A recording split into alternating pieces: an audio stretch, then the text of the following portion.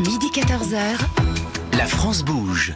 13h31, on parlait il y a quelques instants en région Occitanie des formations qui se diversifient en ligne, des nouvelles idées qui voient le jour. Beaucoup de jeunes se sont aussi lancés dans la création de start-up cette année et n'ont pas forcément les reins encore assez solides pour faire face à la crise que nous sommes en train de traverser. Alors pour les aider, StaffMe a eu l'idée de créer une filiale, la StaffMe Academy, dédiée aux jeunes indépendants.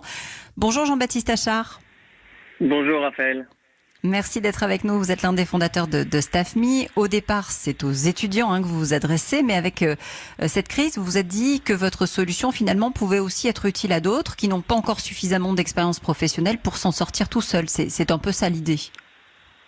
Complètement. Il y a 4 ans, avec mon associé, on a monté StaffMe, donc une plateforme de mise en relation entre des étudiants et des entreprises pour réaliser des missions ponctuelles.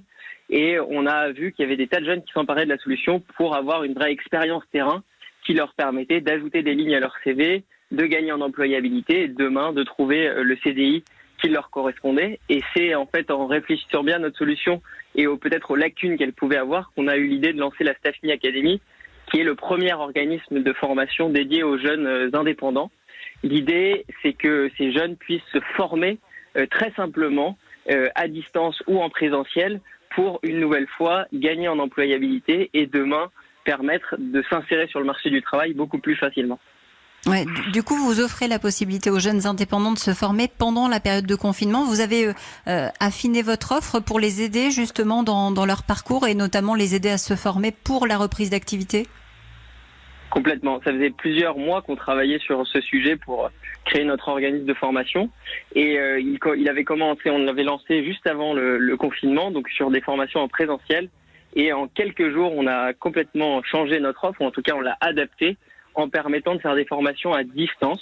Donc aujourd'hui, l'intégralité de nos formations sont à distance via de la visioconférence par des petits groupes de 10 à 12 personnes. Et je vais vous avouer que les retours qu'on a sont extrêmement bons, tant de la part des formateurs que des apprenants qui apprécient beaucoup ce format. Donc je pense qu'on va le continuer post-confinement. En tout cas, on fera un mix entre du présentiel et de la visioconférence. Ces formations, puisqu'on en parlait tout à l'heure, qui les finance justement ?